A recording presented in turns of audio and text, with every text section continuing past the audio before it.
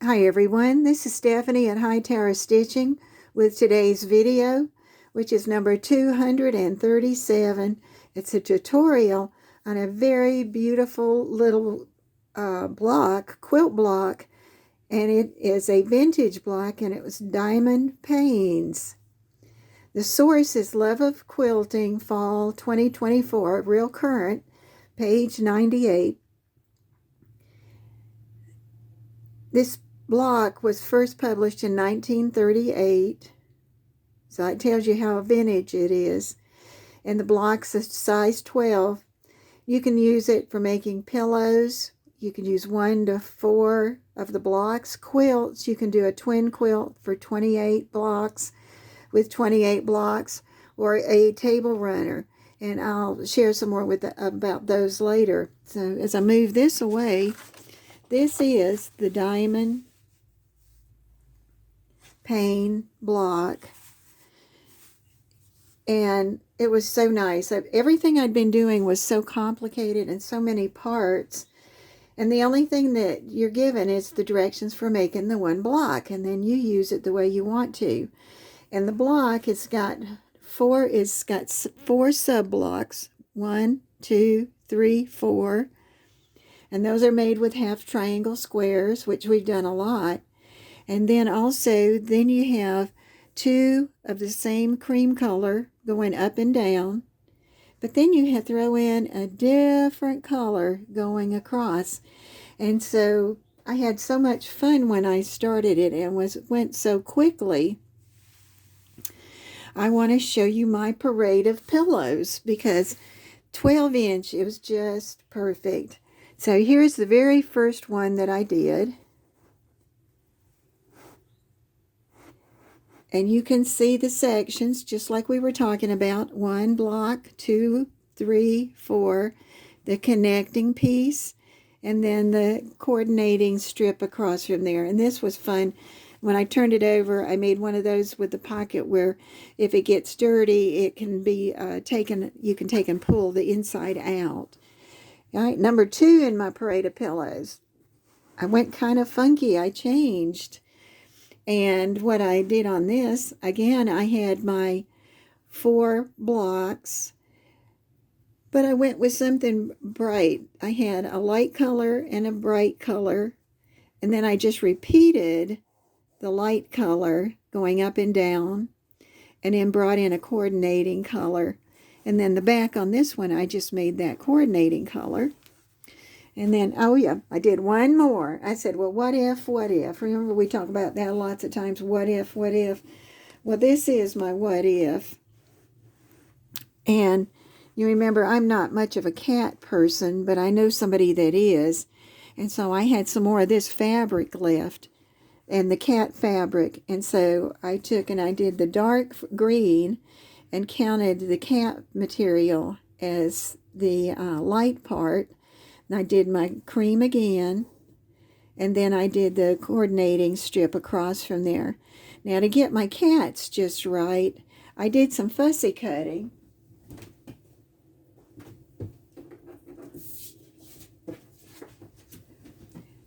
I had cut everything with just a cardboard template, but when I got ready to do the fussy cutting, I went ahead and I cut a template from this gray, light gray, wasn't very expensive plastic, and drew my line across, because I knew that this was going to be one side for cat, and this would, and and the other one would be too. But when I laid them down, I laid this on the fabric so that I could catch whichever side I wanted, and most of the time I caught both cats, one on this side and one on that.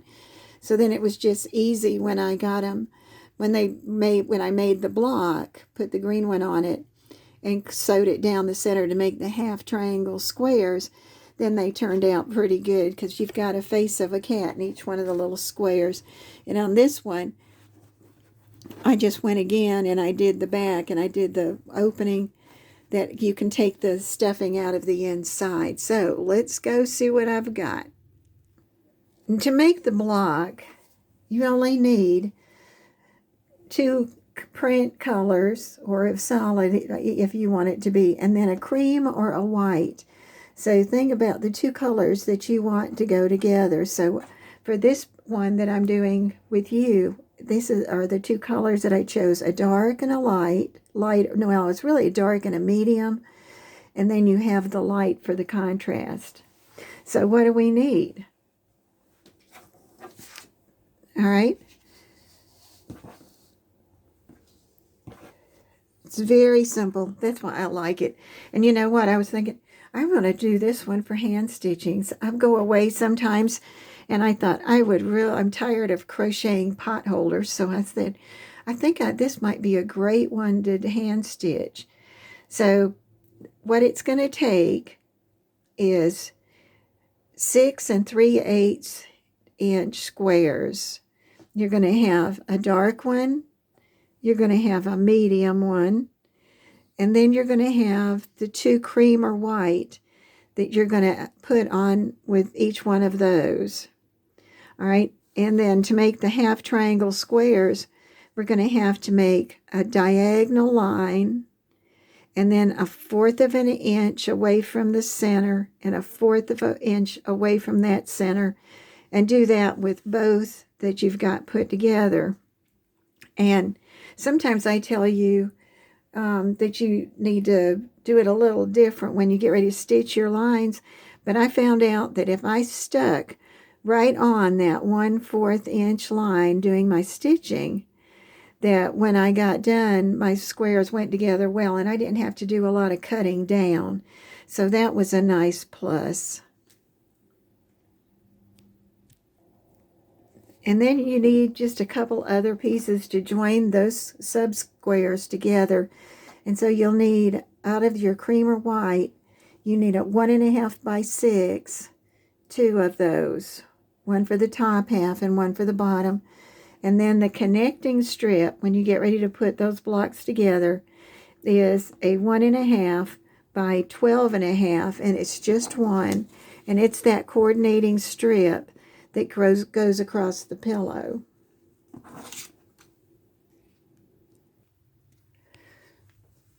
Okay, now I've taken, sorry about that.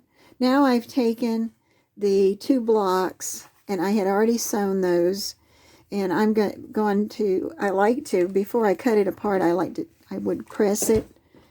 Should have done that first before I cut them apart, but it didn't matter because that helps to set. All right, the stitches.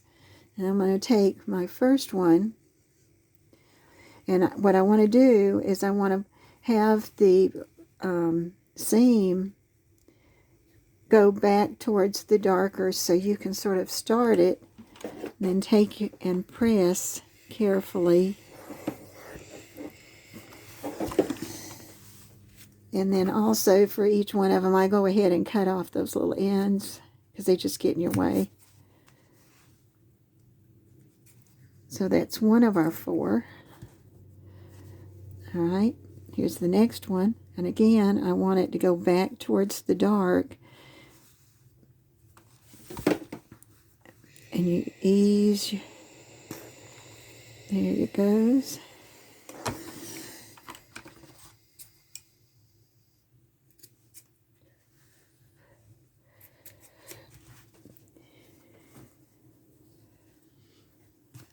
Here's my next one.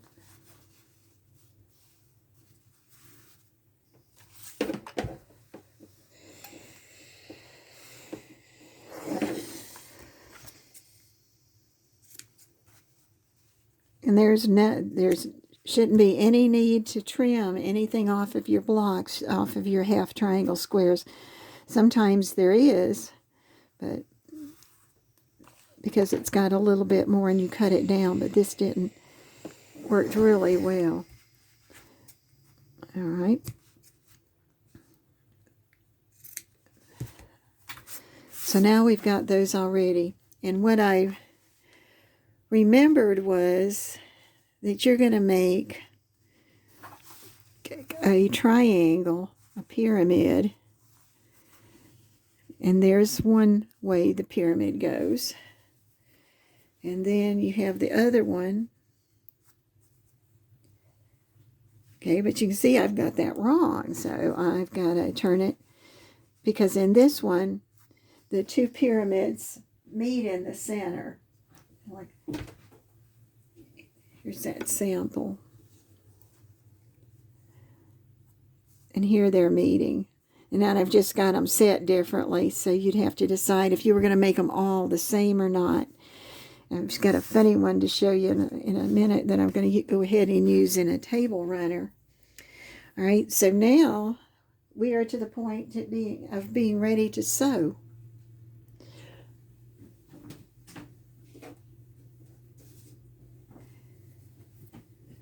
And we're going to take this piece and sew it in, and this piece, and use a 1/4 of an inch seam.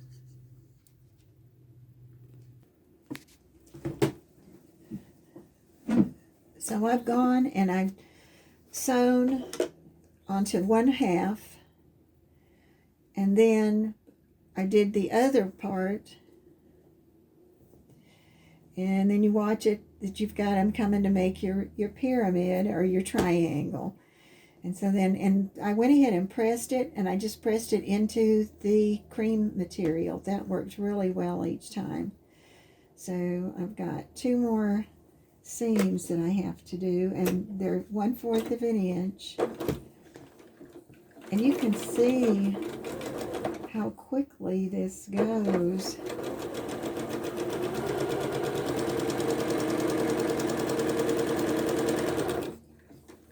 And then I've got the other one, and I've still got the pyramid. So I'm going to take her the triangle.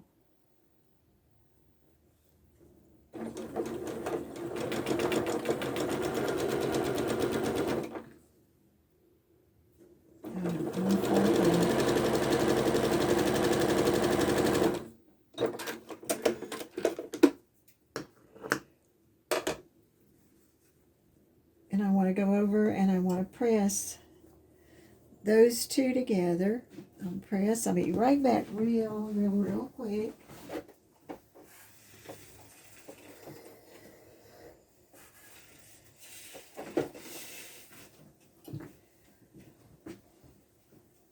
And now we've got those, and they're sitting there, and they're the opposites, and the diagonal is the same, and that leaves the last piece. All right, and it's just going to go right across there. And if you do a quilt, these would always be the same as this color. But this would be the part that connects all your different blocks. If you decided to do it as a scrappy quilt, that would really be fun. And then, but you'd pick a color or a family of a color, like an orange set or a yellow set, and you would take and use that on each one of those blocks, because that would be what tied your scrappy quilt together. So I'm just going to take this and flip it down, and you can see it's come together so good. And like I told you too, sometimes you think something's wrong and you go, oh, I'm going to go ahead and I'm going to measure this, and I'm going to trim it. Well, on half triangle squares, that really is a good idea. But sometimes when you start cutting and clipping, all of a sudden something's not right. It's not the right part, and it goes in.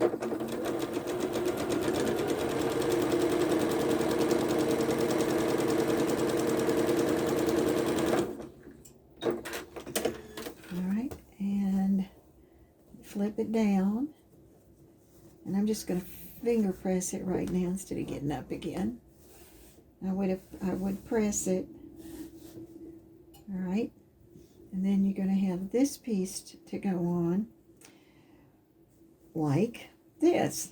You say, this is so simple. How do you get so goofed up?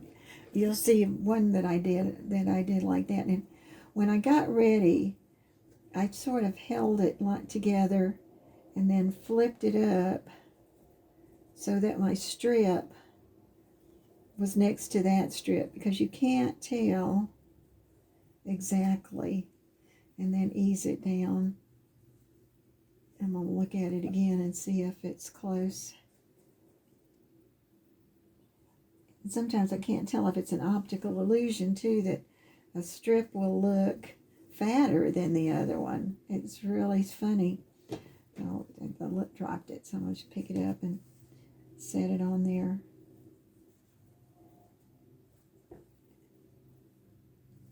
And I'm sure there's a really easy way to do that.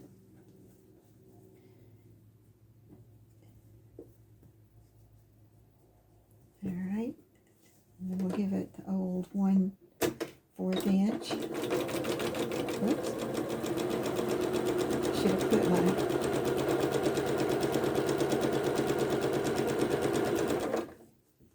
Let's see how close this comes.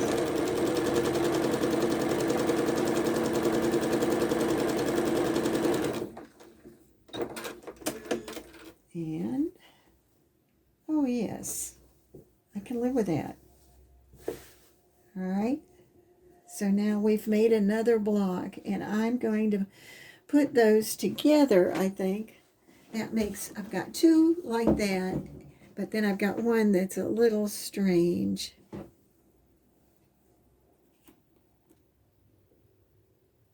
And this is going to be my table runner. And if you'll notice, you can't miss